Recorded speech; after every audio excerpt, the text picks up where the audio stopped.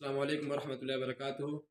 आज हम क्लास 4 की जनरल साइंस के पीके टेक्स्ट बुक का पहला चैप्टर शुरू करने वाले हैं, जिसका नाम है characteristics and life processes of organism. एक जानदार की ज़िंदगी में जितने भी प्रोसेसेस होते हैं और उनकी जो खसूसियात होती हैं, उनके बारे में हम इस चैप्टर में डिटेल डिस्कस करेंगे। तो सबसे पहले हम लाइफ के बारे में बात करते हैं कि व्हाट इज़ लाइफ या व्हाट इज़ लिविंग ऑर्गेनिज्म। तो लिविंग ऑर्गेनिज्म वो होता है जिसमें कम अज़ कम 3 खसूसियात ज़रूरी होती हैं।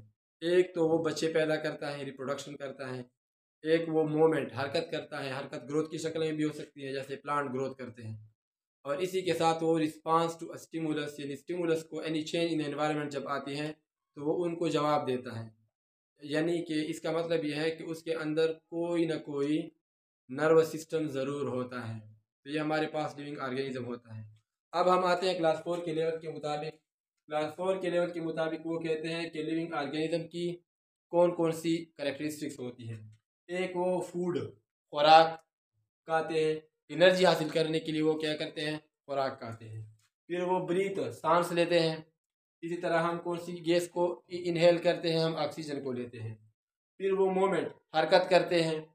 फिर रिप्रोडक्शन, बच्चे भी पैदा करते हैं अपने किस्म के, यानी ओन काइंड के बच्चे पैदा, जैसे इंसान का बेटा बच्चा इंसान होता है, इस तरह बकरी का बच्चा बकरी होता है। इस तरह वो ग्रोथ भी करते हैं और उसकी सेंस एबिलिटी होती है, यानी कि उनमें नर्वस सिस्टम होता है। जो हमारी 5 सेंसेस होती हैं, आइज़ के ज़रिए हम देखते हैं, नोज़ के ज़रिए हम स्मेल करते हैं, टंग के ज़रिए हम टेस्ट, इस तरह ईयर्स के ज़रिए हम सुनते हैं, और स्किन के ज़रिए टच कैपेबिलिटी हम में पैदा होती है। तो ये बेसिक जो कैरेक्टरिस्टिक्स हैं एक लिविंग ऑर्गेनिज्म की। इसके बाद हम आते हैं कि लिविंग ऑर्गेनिज्म हमारे पास कितने किस्म के हैं। तो जब हम हायर स्टडीज़ में जाते हैं तो वहाँ पे तो लिविंग ऑर्गेनिज्म को हमने 5 किंगडम सिस्टम ऑफ क्लासिफिकेशन में उसको तकसीम किया है। लेकिन यहाँ पे क्लास 4 में लिविंग ऑर्गेनिज्म को 2 ग्रुप में डिवाइड करते हैं। एक होता है एनिमल और दूसरा होता है प्लांट। तो सबसे पहले हम प्लांट के बारे में बात करते हैं। प्लांट्स जो है ये ग्रीन इन कलर होते हैं। इनमें दूसरी रंगें भी शामिल हो सकती हैं, यानी कि तने का अपना रंग होता है। इस तरह जड़ जो है वो कलरलेस होते हैं। इसी तरह पत्ते जो हैं वो ग्रीन होते हैं, और फ्लावर मुख्तलिफ किस्म के रंग उनके हो सकते हैं। इसके बाद ये ऑटोट्राफ होते हैं। ऑटोट्राफ क्या होता है? ऑटोट्राफ ऐसे ऑर्गेनिज्म जो अपनी खुराक खुद तैयार करते हैं, यानी वो अपनी खुराक किसी दूसरी चीज़ से नहीं लेते बल्कि खुद ही तैयार करते हैं। और दुनिया में हमारे पास ऑटोट्राफ सिर्फ प्लांट ही है। इसके अलावा साइनो बैक्टीरिया भी है, लेकिन हम अमूमन प्लांट की बात करते हैं। तीसरा है नॉन मोटाइल, यानी कि प्लांट जो है ये हरकत नहीं करते। मोटिलिटी हरकत को कहते हैं, या मोबिलिटी हम इसे भी कहते हैं। तो प्लांट जो है ये ग्रोथ तो शो करते हैं, यानी वो बढ़ते हैं, उनके साइज में इजाफा होता है, लेकिन वो मोटिलिटी यानी हरकत नहीं करते हैं। इसके बाद एनिमल की बात करते हैं। एनिमल जो है उसमें डिफरेंट कलर्स होते हैं, यानी कि मुख्तलिफ शक्ल रंग सूरत के लोग होते हैं। इसी तरह उसमें हेटरोट्राफ, वो खुराक को तैयार नहीं करते। वो ऑर्गेनिज्म जो अपनी खुराक को तैयार करते हैं उन्हें हम ऑटोट्राफ कहते हैं, जैसे कि प्लांट्स। वो ऑर्गेनिज्म जो अपनी खुराक को तैयार नहीं करते बल्कि बाहर दूसरी रिसोर्सेज से लेते हैं, उन्हें हम हेटरोट्राफ कहते हैं। और जितने भी एनिमल्स हैं वो सारे हेटरोट्राफ हैं। इसमें इंसान भी आता है। ह्यूमन बीइंग जो है वो एज इटसेल्फ क्या है, हेटरोट्राफ है। वो अपनी खुराक को तैयार नहीं करता बल्कि बाहर से लेकर कुछ खाता है और उससे फिर वो एनर्जी हासिल करता है। इसके बाद इन दोनों में डिफरेंस, ये असल में बुक में ये वेन डायग्राम बनाया हुआ है। तो वेन डायग्राम में इनमें जो मेन जो मुश्तरका चीज़ें हैं वो ग्रो, यानी कि प्लांट भी ग्रो करते हैं, एनिमल भी ग्रो करते हैं। प्लांट भी रिस्पायर करते हैं, एनिमल भी रिस्पायर करते हैं। प्लांट भी रिप्रोडक्शन करते हैं, बच्चे पैदा करते हैं। एनिमल भी रिप्रोडक्शन करते हैं, यानी बच्चा पैदा करते हैं। अभी हमने एक बात ये सुनी है कि प्लांट जो है ये ऑक्सीजन को नहीं लेते, कार्बन डाइऑक्साइड को लेते हैं, और ह्यूमन जो है या एनिमल जो है वो कार्बन डाइऑक्साइड को खारिज करते हैं और ऑक्सीजन को लेते हैं। तो हमारे पास लाइफ प्रोसेस 2 किस्म की होती है। एक होता है फोटोसिंथेसिस और दूसरा रिस्पायरेशन। रिस्पायरेशन जो है ये एनर्जी कंज्यूमिंग प्रोसेस है, इसमें हम एनर्जी इस्तेमाल करते हैं। और फोटोसिंथेसिस जो है ये एनर्जी प्रोड्यूसिंग प्रोसेस है, यानी कि ये एनर्जी स्टोरिंग प्रोसेस है। इसमें हम खुराक के अंदर, प्लांट बॉडी के अंदर खुराक की शक्ल में एनर्जी स्टोर होती हैं, और फिर इस एनर्जी को एनिमल लेते हैं, और प्लांट खुद भी इस एनर्जी को इस्तेमाल करता है। तो उसे हम रिस्पायरेशन कहते हैं।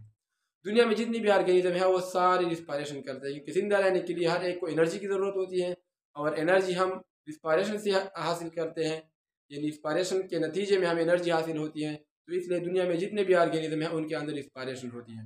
अगर रिस्पायरेशन होती है तो उनके अंदर रिस्पायरेशन के लिए ऑक्सीजन की ज़रूरत होती है। तो दुनिया में जितने भी ऑर्गेनिज्म है, चाहे वो प्लांट है, एनिमल है, सब ऑक्सीजन ही लेते हैं रिस्पायरेशन के लिए। लेकिन प्लांट दिन के वक्त ऑक्सीजन वो तो अपनी फोटोसिंथेसिस जब होती है तो उसमें लाइट की, वाटर की और साथ में कार्बन डाइऑक्साइड बाहर से आता है। तो उनकी वजह से प्लांट क्या करता है, प्लांट फोटोसिंथेसिस करता है, जिसकी वजह से खुराक प्लांट की बॉडी के अंदर तैयार होती है। अब फोटोसिंथेसिस के नतीजे में ऑक्सीजन खारिज होता है, यानी कि फोटोसिंथेसिस के रिएक्टेंट से जब प्रोडक्ट बनते हैं तो वहाँ पे क्या होता है, वहाँ पे वो ऑक्सीजन जो है वो रिलीज होता है, यानी ऑक्सीजन पैदा होता है। अब ये ऑक्सीजन प्लांट अपनी रिस्पायरेशन के लिए भी इस्तेमाल करता है दिन के वक्त, और जो ज़्यादा ऑक्सीजन होता है, जो इजाफी होता है, वो बाहर इन्वायरमेंट को रिलीज़ करता है और वहाँ से एनिमल जो है उस ऑक्सीजन को फिर लेते हैं और रिस्पायरेशन के लिए इस्तेमाल करते हैं। लेकिन रात के वक्त क्या होता है, रात के वक्त तो प्लांट में फोटोसिंथेसिस नहीं होती, तो वो भी बाहर से ऑक्सीजन लेता है, एनिमल भी बाहर से ऑक्सीजन लेता है। इस वजह से हम कहते हैं कि रात को जो दरख्त वगैरह के नीचे नहीं सोना चाहिए। तो ऑक्सीजन जो है ये प्लांट भी ऑक्सीजन लेता है, एनिमल भी लेता है, जितने भी ऑर्गेनिज्म है। अगर एक ऑर्गेनिज्म है तो ऑक्सीजन ज़रूर ब ज़रूर लेगा, क्योंकि क्या है, इनमें क्या होती है, इनमें रिस्पायरेशन होती है और रिस्पायरेशन के लिए ऑक्सीजन की ज़रूरत होती है। फिर रिस्पायरेशन की मजीद अक़साम होते हैं, वो फिर हम बड़ी क्लासेस में डिस्कस करते हैं।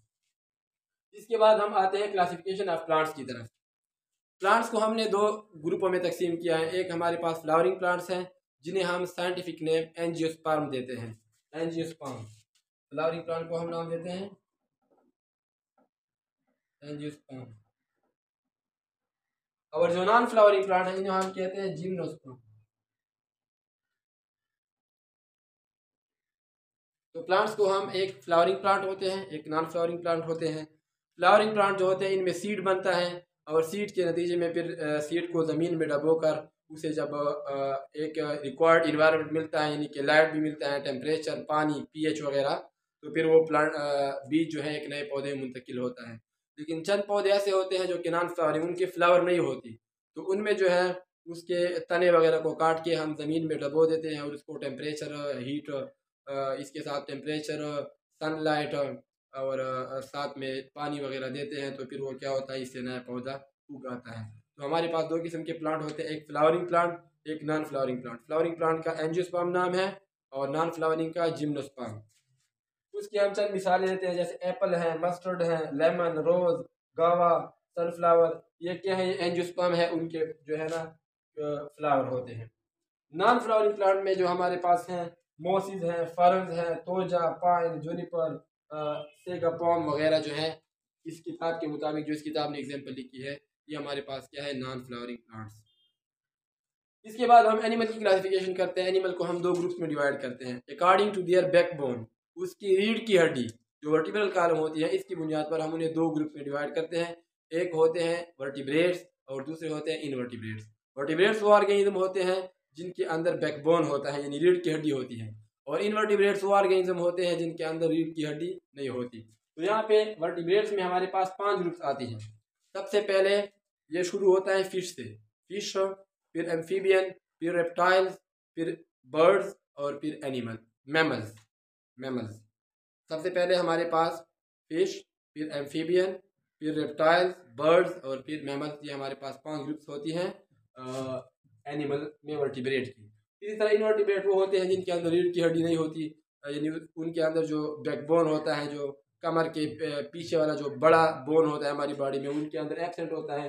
उसमें हमारे पास हनी भी है, काकरोच है, बटरफ्लाई है, स्टारफिश है, स्नेल, ये सब क्या है, ये हमारे पास इनवर्टिब्रेट में आते हैं। ये स्टारफिश जो है ये फिश नहीं है, बल्कि ये, इसको हम एक फाइलम में उसको रखते हैं जिसका नाम है प्लेटीहेल्मेंथ्स, लेकिन ये बड़े हायर क्लास में इंशाल्लाह फिर पढ़ेंगे।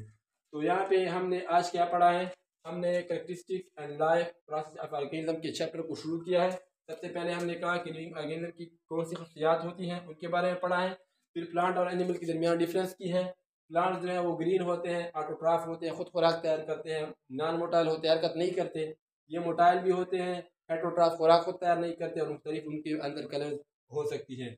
दोनों में जो मुश्तरका जो कॉमन चीज़ें हैं वो ग्रोथ है, रिस्पायरेशन है, रिप्रोडक्शन है। जितने भी ऑर्गेनिज्म हैं वो ग्रोथ भी करेंगे, रिस्पायर भी करेंगे और साथ में रिप्रोडक्शन भी करेंगे।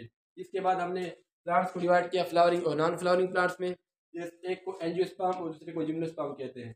फिर एनिमल को हमने वर्टिब्रेट्स और इनवर्टिब्रेट्स में डिवाइड किया। फिर उसकी हमने मिसाल ली fish, frog, lizard, pigeon, cat. इस तरह इनवर्टिब्रेट्स में honey bee, cockroach, butterfly, starfish, snail.